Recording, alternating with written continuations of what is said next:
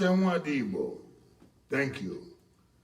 Good morning, good afternoon, good evening, and in some places in this world, good night.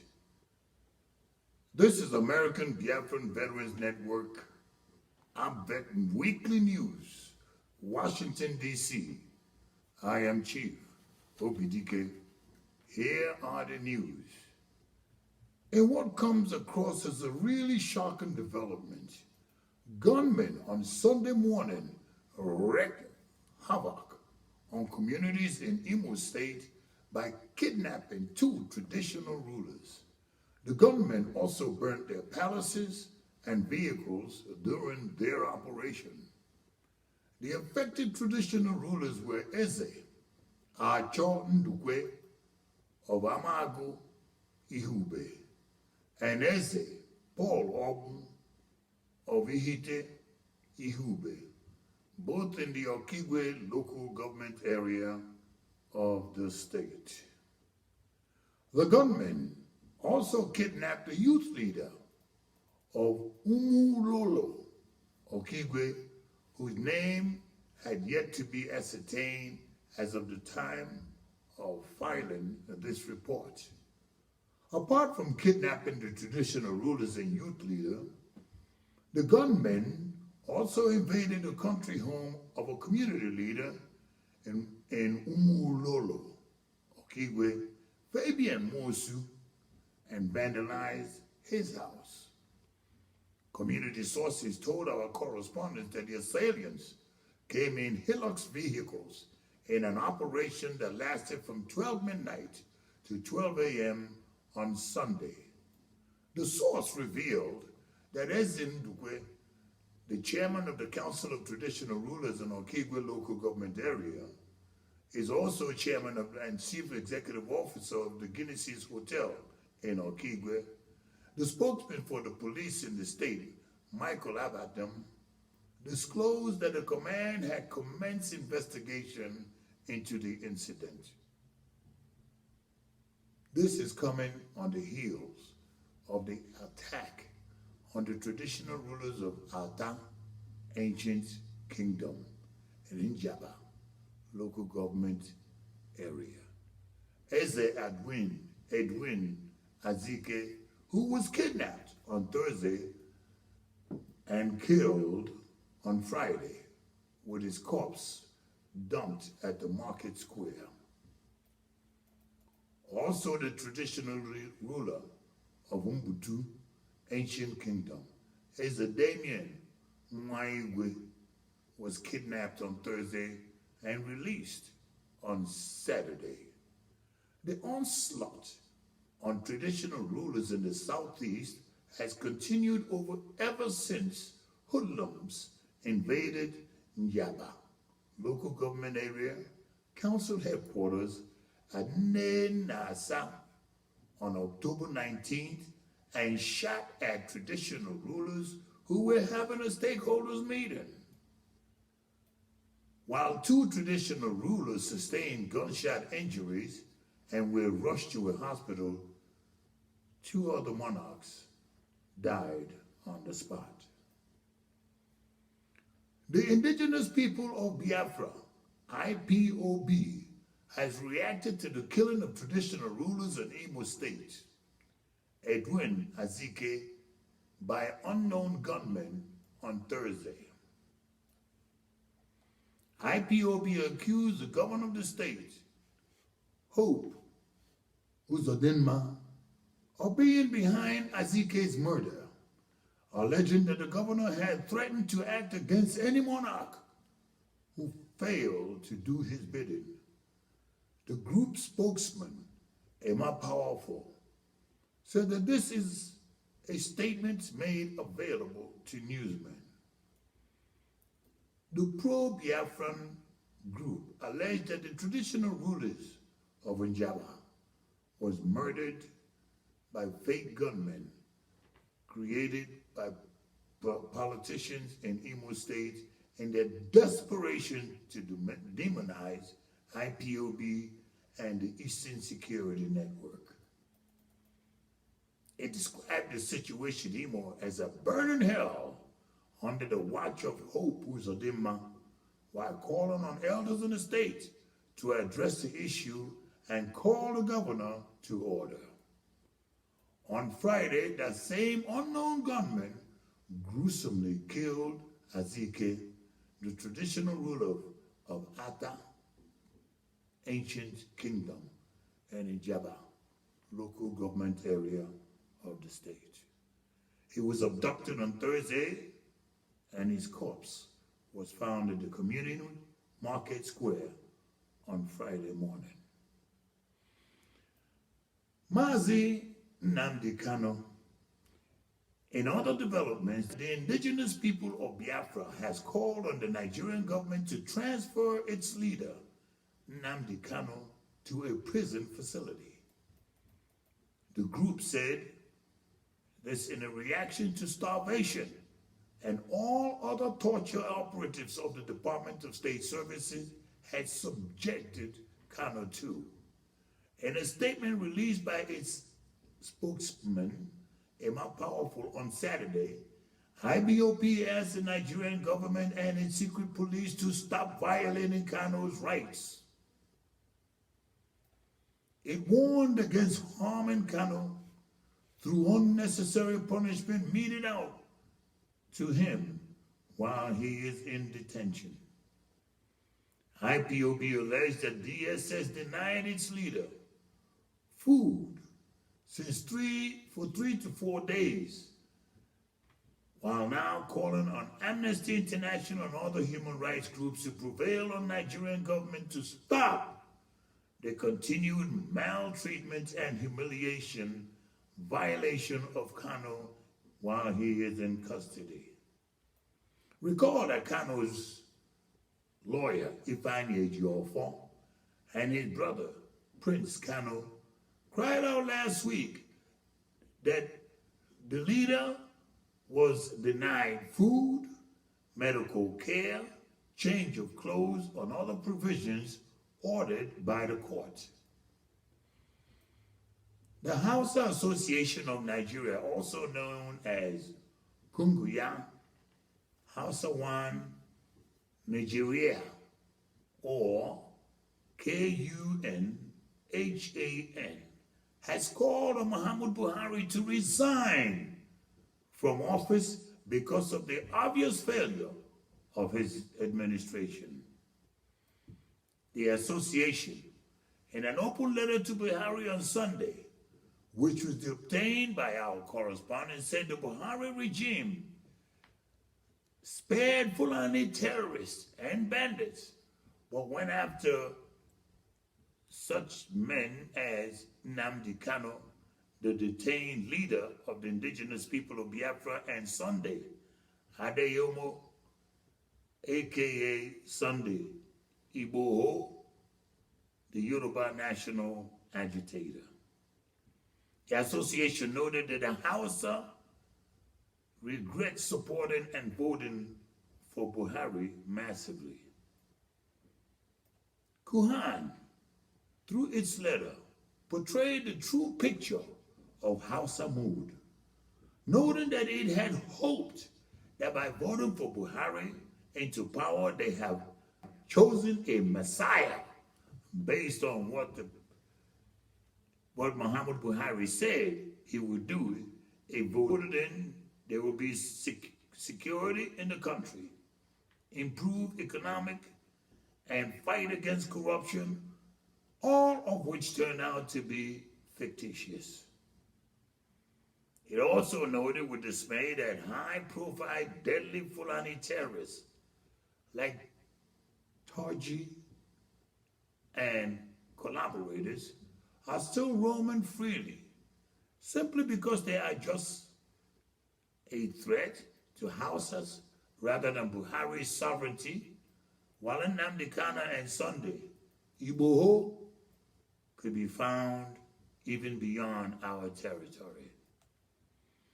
The group berated Buhari for giving empty threats while the Hausa people are incarcerated, killed, and their women and girls raped mercilessly without tangible measures to tackle the menace.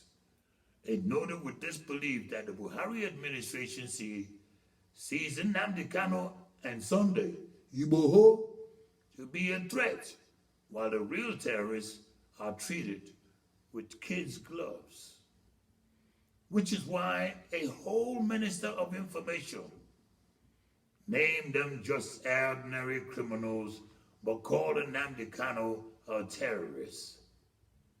It, however, called on Muhammadu Buhari to resign with immediate effect. Suspected bandits have kidnapped 11 persons, including a chief imam, Aminu Gaba, who was preparing to lead Jamaat congregational prayer at Garawa village in Sabon Birni local government area of Sokoto. The imam was kidnapped along with 3 others on Friday, according to reports. The assailants also blocked the Sabon Birni Garawa road on Saturday, shot 3 persons, and kidnapped 7 others. The members, representing Sabon Birni South constituency in the State House of Assembly, Saudu Ibrahim, who confirmed the attack, said the injured persons were currently receiving treatment at a hospital in Wamako. In another development, fighters of the Islamic State in West African province terrorist group have abducted an unspecified number of passengers along Damaturu-Mudugri Highway in Borno State.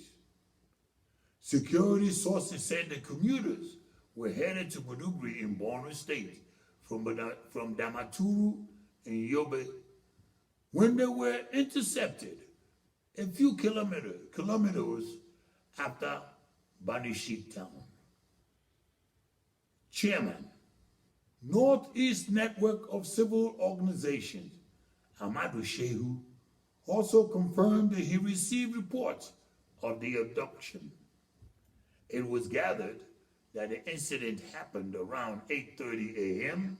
on Saturday. Terrorists had recently abducted passengers in the state, which is the epicenter of insurgency. A pastor of the Evangelical Church Winning All, ECWA, in Naraya, under a Gabi local government area of Kaduna State, has been killed by his abductors over delayed payment ransom. Reverend Dauda Bature was kidnapped while working on his farm within the same area on November 8th. According to a source who is a member of the church, the bandits demanded 10 million naira, $20,000. After much negotiation with the wife of the abducted pastor, they requested that she bring the money to them. Upon reaching where they agreed on November 18th, the bandits collected the money and withheld the wife, but later released her after December 6th, only to call a few days to say that they have killed him for not paying the money at a scheduled date. The chairman of the Christian Association of Nigeria in Kaduna, Reverend Joseph Hayab, who confirmed the incident, lamented that the bandits are now cruel and brutal to their victims. He called on the government to increase efforts to put frequent attacks on people and to check them. The leadership of ECWA had been finding it difficult to break the information to the wife until yesterday, Friday, which is why people are just getting to know about it. A gunman in military camouflage uniform attacked policemen, killing one mobile police officer by the Abia State Command Station. The incident happened yesterday, 13 December, as the bandits attacked a policeman near the Abia State Police Command headquarters in Umuahia, the state capital. The Biafran National Guard, BNG, has claimed responsibility for the attack at the Abia State Police Command headquarters, Umuahia, according to a report. BNG is one of the groups agitating for the restoration of Biafra. The BNG, in a statement issued and signed by its head of media, Elamamba Eberechukwu, explained that it attacked the headquarters to effect the arrest of the Commissioner of Police, Janet Ebede, to explain the reasons behind attacks on Biafrans. The statement further reiterated it had declared war on the Nigerian government.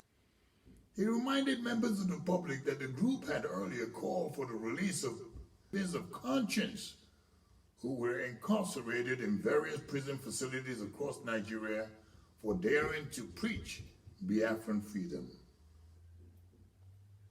The BNG swore to bring those killing Biafrans to book, which prompted the invasion of Abia State Police headquarters to arrest the Commissioner of Police,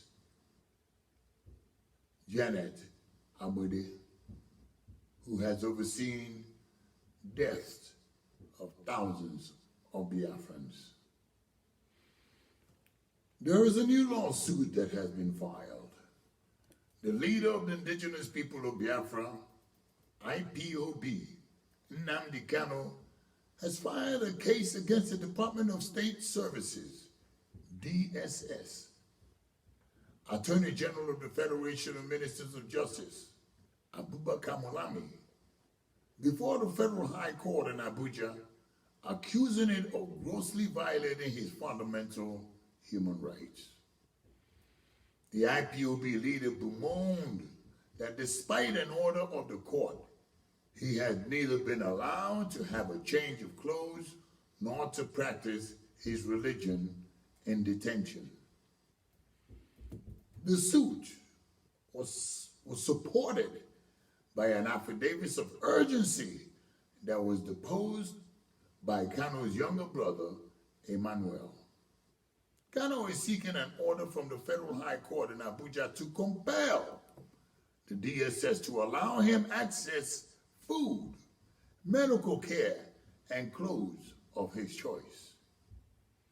He alleged that his demand for the security agency to grant him access to his medical record was repeatedly refused. In the suit, dated December 13, 2021, Kanu also applied for another order against DSS to allow him make arrangements for his food by himself at his own expense. Kanu, in the suit he filed through one of his lawyers, Mr. Maxwell Opara, alleged that a doctor engaged by the security agency has extracted his blood over 21 times. Opera said when he visited DSS detention facility last Thursday, the IPOB leader complained to him that he suspected the doctor extracting his blood to be a quack. No date has been fixed for hearing of the suit.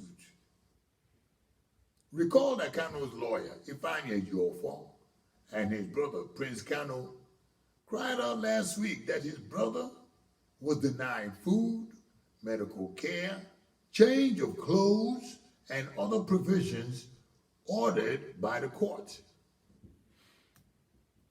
Terrorism.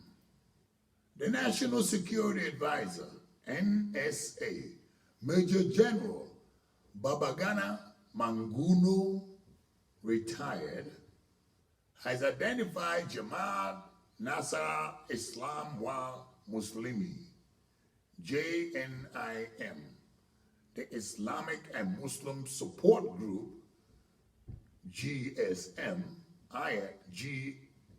GSIM, the Islamic and Muslim Support Group, and ISGS as groups bolstering terror activities in Nigeria and all the Sahel countries. The NASA NSA urge Islamic preachers and imams to deploy their vantage position to canvass support for ongoing counter-terrorism operation.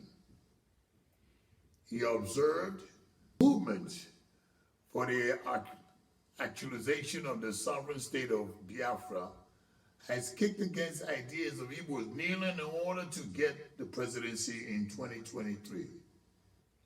Musab said the Southeast will not kneel and beg anybody. Rather, it will fight tooth and nail to produce the next president. Uchenna Madu, leader of Musab, said this in a statement. Madu said Igbos are not beggars, hence it will be an abomination to the region to stoop that low. According to Madu, no one can trust for his perceived enemy, just as the so-called Igbo Abuja politicians go about killing their brothers to please the northern caliphates, yet they never gain their trust. He described it as an abomination for Igbo elders to kneel down to another in begging, noting that though that the lives of Igbo are at risk, but they can never beg. Rather, they will devise other means of fighting back. Muhammad Buhari had been told to honorably resign or be disgraced out of office through impeachment. The Human Rights Writers Association of Nigeria, HURIWA, HURIWA, said this following the spate of insecurity in the country. HURIWA said Buhari has shown that he lacked the capacity to protect Nigerians. In his statements by its national coordinator, Emmanuel Onwubike, lamented that the leadership of the National Assembly is so incompetent and compromised that it may take extraordinary measures to get them to follow the Constitution and impeach Buhari. Huruwa said that it is unfortunate that the spokesman of Buhari attempted to divert the attention of Nigerians on the collapsing state of security by talking about such unrelated issues as COVID-19 and chase shadows by asserting without empirical evidence that insecurity is global. The group reminded spokesman to President Gariba Shehu and other Igbo haters hibernating in Buhari's government that to a large extent, Buhari calls military action in the southeast of Nigeria as constituting crime against humanity because of the wanton killings by soldiers' policy of unarmed Igbo youths under the guise of chasing after the Eastern Security Network. The group noted that the atrocities in the Southeast are still being committed by the security agencies and are already being compiled by Amnesty International as war crime. Remember, this weekly news is brought to you from the American Biafran Veterans Network, ABVet, in Washington, D.C., USA. We will be right back.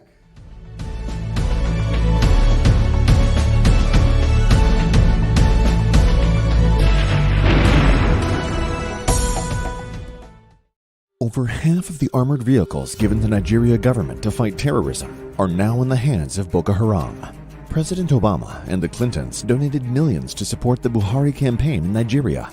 It is confirmed that Buhari, upon taking over office from President Jonathan, terminated Nigeria contract to fight Boko Haram.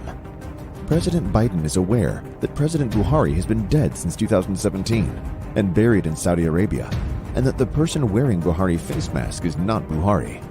The Boko Haram terrorists and operatives are now embedded across the Nigeria armed forces. The ruling party, APC, and Boko Haram are one and the same. During the End SARS protest, the whole world watched live as the Nigerian military killed unarmed citizens. Yet, the United States report said no one was killed. It's almost obvious that the U.S. ambassador to Nigeria may be compromised. Any intelligence or weapon sold to the Nigeria presidency will be used to kill Christians and Fulanize Nigeria. Buhari was the patron of Boko Haram. The current Minister of Communication in Nigeria, Pantami, is the co-founder of Miyetti Allah, the number 2 terrorist organization in Nigeria. Please call President Biden today. Call your senator now. Stop the sales of fighter jets to Nigeria. Vote no to American booths on Nigerian ground to support Boko Haram to kill Christians. BiafraHolocaust.org. PG2 sponsored this message.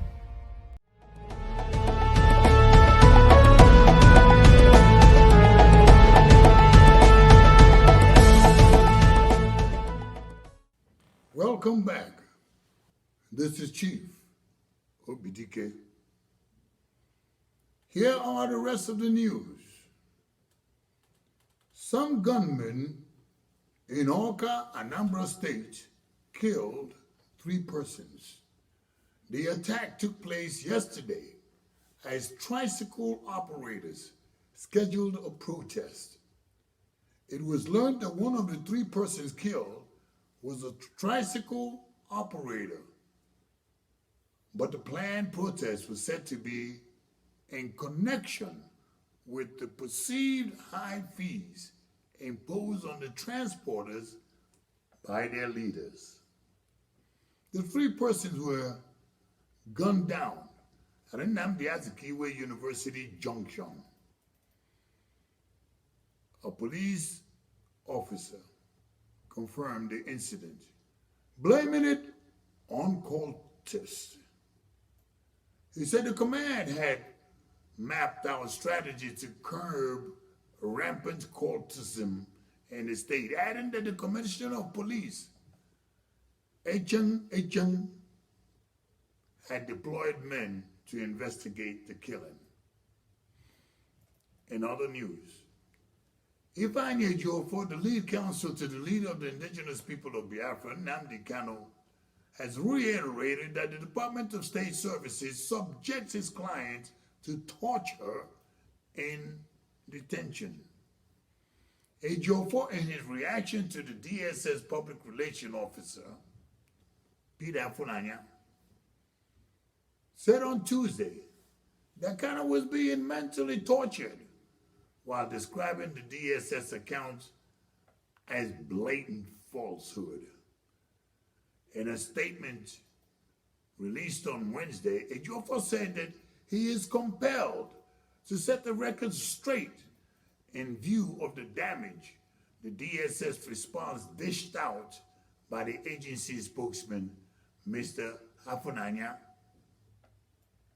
According to him, the Anti-Torture Act of 2017 defined torture to include mental or psychological torture, which is understood as referring to such cruel, inhumane, and degrading treatment calculated to affect or confuse the mind or undermine a person's dignity and morale, such as by the act of confinement in solitary cells against their will.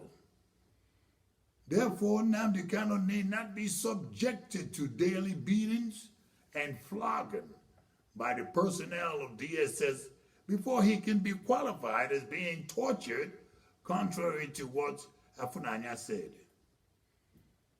He revealed that the law prescribes punishment of 25 years imprisonment upon conviction for personnel of any of the security agency found to be in breach of law.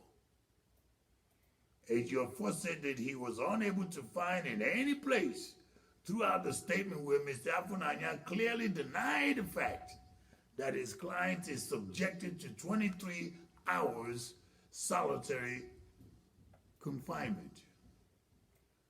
AGO4 added, the Fendi cloth that his client was putting on at the time he was abducted in Kenya is the only cloth he has worn to court. Despite their plea to the authorities concerned that his clothes should be changed, he noted that DSS rejected his client's prayer materials brought to him by his family, even when the court recently ordered that Kano be allowed to practice his religion. Regarding Kano's health condition, Ejiofor revealed that his client needed urgent medical attention, which the medical department of the DSS is struggling to address, having taken his blood sample over 21 times for laboratory examination. No solution is in sight. Their trial and error has continued unabated. He continued that DSS from June 2021 had fed his client when he was openly threatened in court by one of the DSS personnel that escorted him to court to deal with him during an altercation on the 10th, November 2021. And ever since, he has constantly complained of being poorly fed. Ejiofor advised Mr. Afunanya to deal with these issues pointed rather than selling lies to the public. The indigenous people of Biafra has called on the people of the Southeast to stop dreaming about producing the next president of Nigeria in 2023. A statement, Emma Powerful said that the remark that the South is preparing to beg for the 2023 presidency will make Igbos a laughing stock.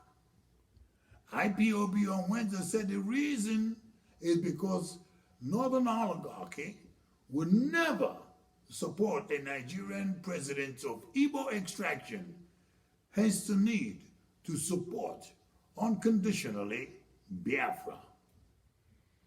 Powerful said, Igbo leaders should push for the freedom of IPOB Nnamdi Kanu rather than beg for the presidency. IBOP said it will never be a party to their begging and fawning for a transient political office at the detriment of their freedom.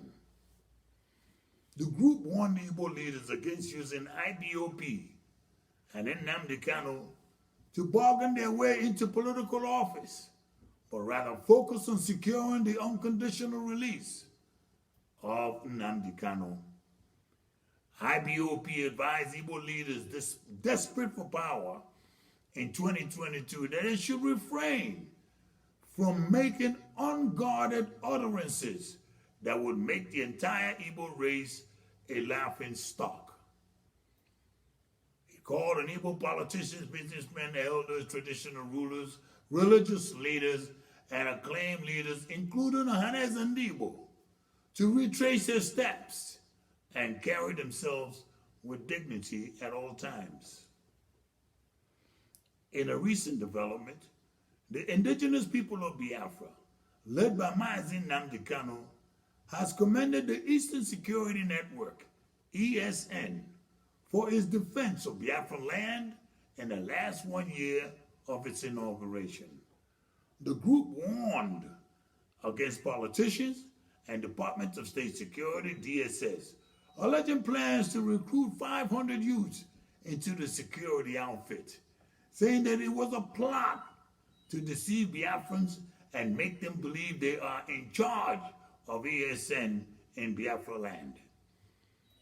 According to Media and Publicity Secretary Emma Powerful, who vowed not to allow saboteurs to create another ESN to confuse and bring harm to our people, assured Biafrans that ESN leadership is firmly under the control of those leaders and trusted the responsibility into their hands. A call on Biafrans, both home and in diaspora, to be very wary and shun the planned fundraising event, which is a ploy by those working for politicians and DSS to purportedly recruit 5,000 youths into ESN. Tambuwa, Sokoto State Governor Amini Tambuwa has called on security operatives to treat bandits like terrorists that they are. It is following the killing of 22 travelers in the state. Tambuwa has expressed sadness over the killing, stated that the bandits attack and kill at random, irrespective of political differences. The governor, on Tuesday, received a delegation of the Nigerian Governors Forum, led by its chairman and governor of Ekiti State, Kayode Fayemi. According to Tambuwa, bandits do not have any ideological or tribal pursuit, describing these criminals as enemies of humanity. He, however, called on Nigerians to support the security agencies in curtailing the activities of bandits and terrorists in the country. A member of the State House of Assembly, Honorable Rwanu Amini Gadugua, has been reportedly killed by bandits. According to the report, Gadugua was killed by bandits while on his way to Kaduna. This information was confirmed by Kaduna State Senator Shehu Sani. Shehu, in a series of tweets, noted that Gadugua was shot by bandits while on his way to Kaduna and had given up the ghost. Honorable Rwanu Aminu Kadugwa, before his death, represented the Giwa West constituency. This comes barely 2 days ago, when terrorists opened fire on travelers, as many were kidnapped along the busy Kaduna-Zaria Road in Kaduna State. It was learned that the gunmen struck around 8 p.m., shooting sporadically at vehicles in order to immobilize them and abduct the passengers. Witnesses noted that the attackers had taken many travelers into the bush before the arrival of security agents. The onslaught of traditional rulers in Imo State has continued unabated, as hoodlums have again kidnapped the traditional ruler of Umwezala Ama Autonomous Community in Ehibe Mbano local government area of Imo State. Ezaluso Sigwe said Tuesday night. Reports say that the incident took place around 8:10 p.m. at Ongwo, Umwezala Market Square. Umwezala Market Square in the area. A community leader from Umwezala Ama Autonomous Community, who spoke on the basis of anonymity, alleged that Eze Alucius Igwe was kidnapped at the Nkwo Umwezala Market Square, Hidehime Mbano, when he was coming back from a meeting and heading to a place they said he wanted to pick up his wife from another meeting. The source revealed that the kidnappers stormed the area in a commercial bus and 3 motorcycles shot several times before they abducted the monarch and headed towards Abab Beach Road. However, at the time of filing this report, the Imo State Police Relation Officer, PPRO, Michael Abatum, said he had not yet confirmed the incident. It should be recalled that one of the monarchs, the traditional ruler of Ata Ancient Kingdom in Njaba, local government area of Imo State, Edwin Azike, was murdered, while the traditional ruler of Mbutu, Ancient Kingdom of Abo Mbise, local government area of Imo State, Eze Damien Mwigwe, was rescued unhurt. Eze Acho Ndukwe of Ihibu, autonomous community in Okigwe local government area of Imo State, was rescued. The traditional ruler of Ezimbe Mbiere, an autonomous community in Mbaitoli local government area, is a Henry Madumere, father to former Imo State Governor Eze Madumere, was kidnapped and later freed by his abductors. This has stirred up fear in both the minds of the traditional rulers in the state and their subject, and many of them have fled to the capital city for fear of being kidnapped.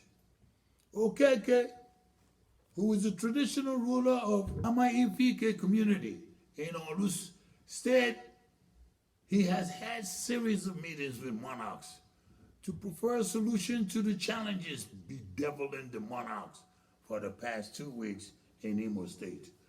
And a source close to the office of the monarch said the traditional rulers have not slept for the past 5 days, as he has been moving about to see to the welfare of his colleagues.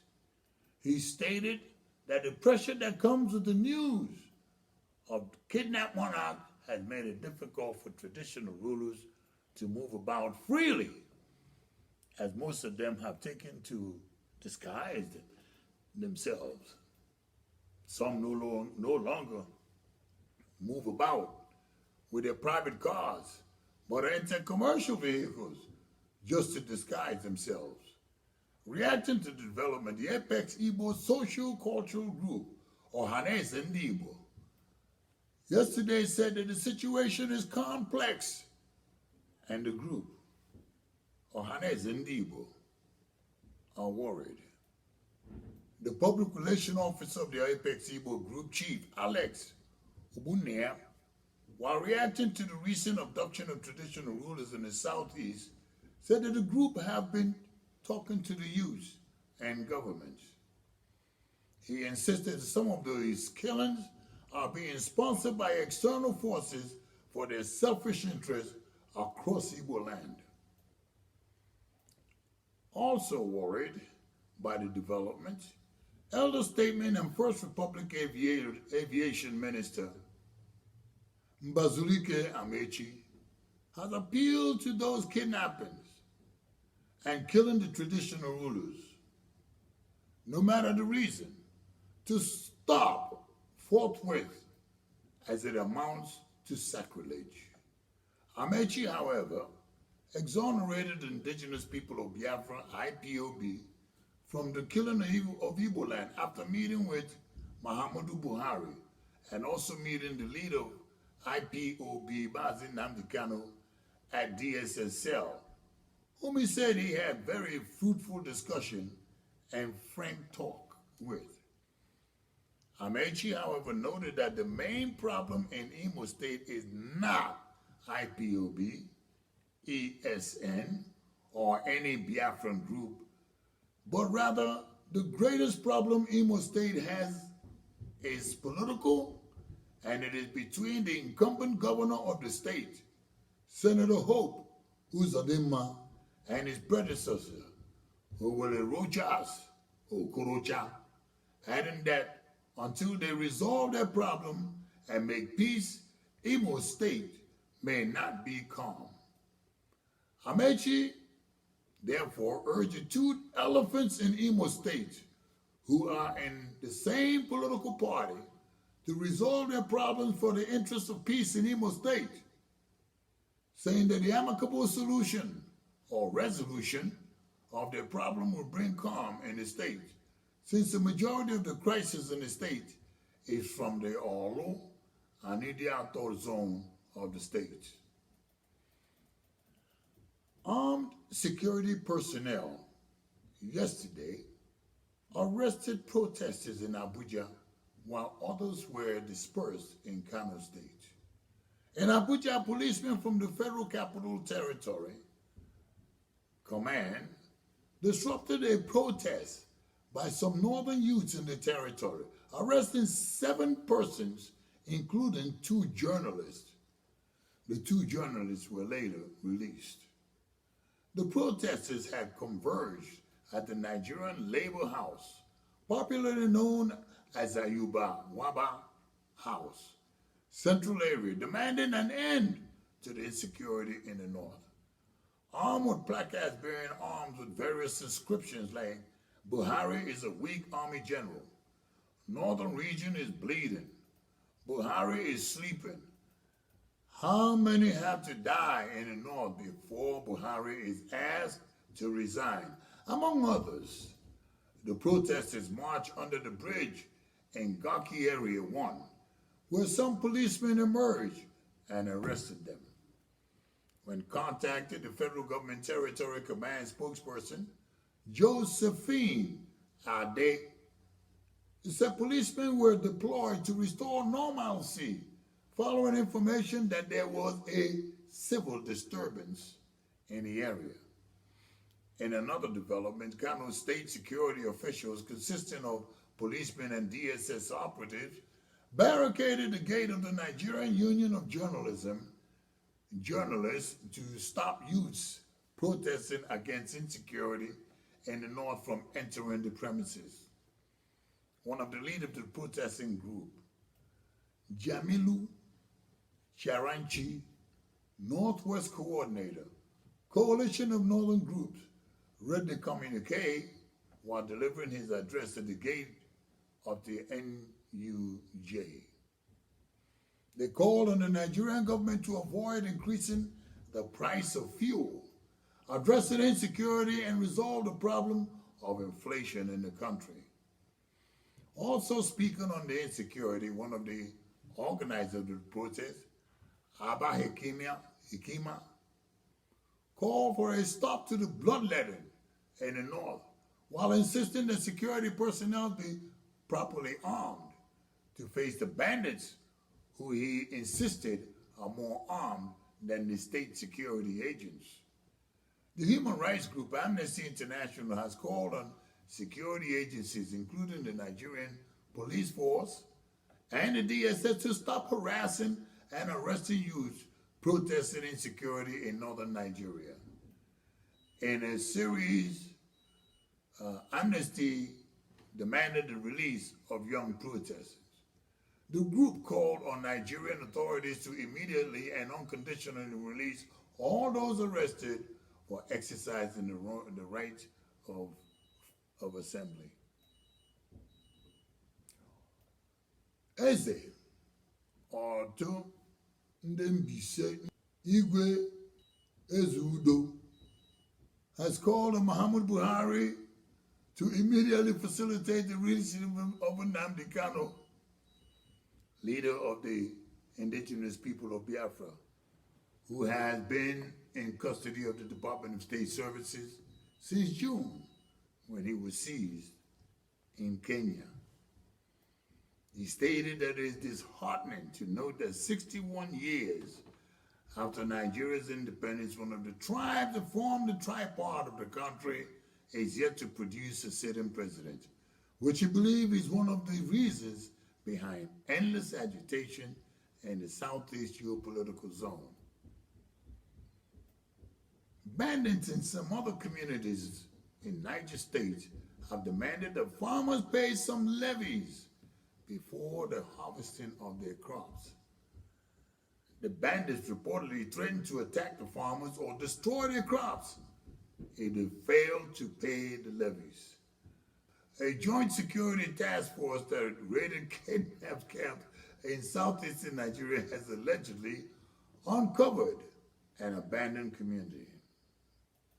The task force, that includes the Nigerian military, police, and Department of State Services, the director of DSS in Imo State, Wilcox Dam Nabo, said the operation was carried out at Osu local government area in Imo State, as well as Uli in the Ihala local government area of Anambra State. Idam Nabo revealed that the community had been abandoned and left in the hands of criminals, took over the community and carved out lands for themselves, which he described as another brand of insurgency.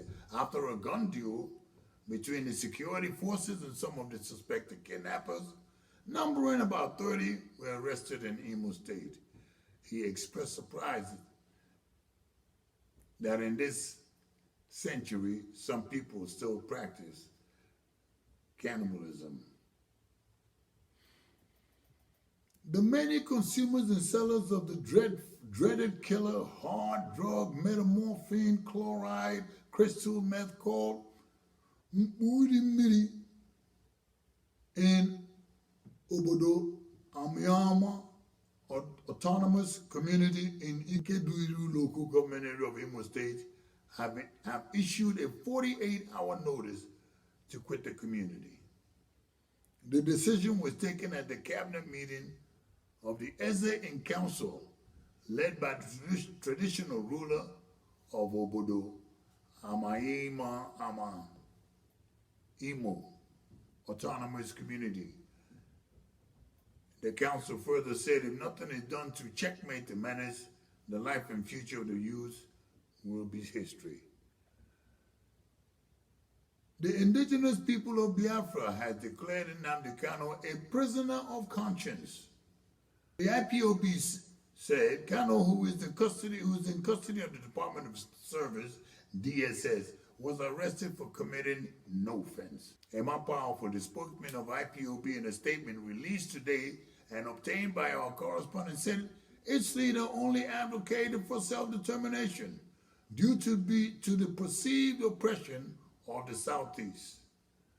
A statement by Powerful noted that Kanu was first arrested in 2015 and subjected to violation of his fundamental rights and later escaped when the military invaded his home in 2017, but was abducted in Kenya and renditioned to Nigeria in June and has since remained DSS detention in Abuja.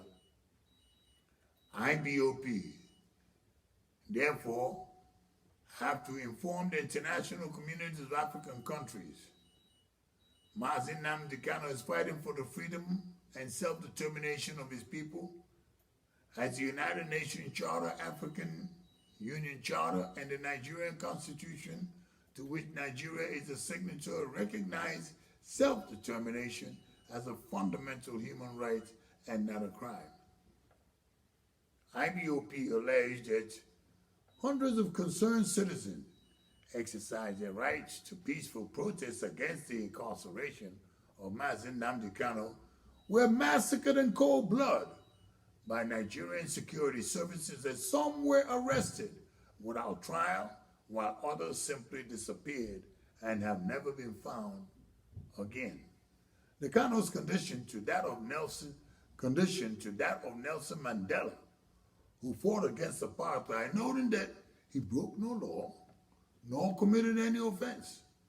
He only advocated freedom for his people from decade-long apartheid-level oppression and tyranny in Nigeria.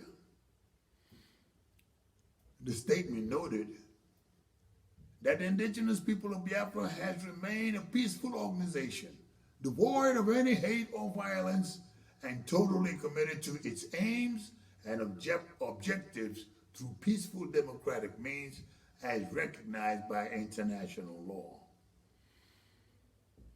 They call the attention of the world leaders, Amnesty International, African Union, Human Rights Watch Organization, and civil society organization to ongoing extrajudicial detention, persecution, and widespread human rights violation in Nigeria. The Coalition of Northern Groups, CNG, Sokoto State Chapter, has threatened to shut down the zone if the federal government fails to resolve the security situation in the zone within 3 months. The CNG noted that criminal activities ranging from banditry, kidnapping, to armed robbery had escalated in the Northwest, resulting in the killing of hundreds of people. The coalition in a communique issued at the end of the meeting said it had mobilized youths in the states and Northwest to ground activities in the zone until government deals with the problem of banditry and other violent crimes. He lamented the escalating insecurity, particularly in Sokoto, and called for immediate action to address the situation once and for all. This is even as Sokoto State Governor Aminu Tambuwa asked the federal government to recruit special forces to fight bandits in the enclaves.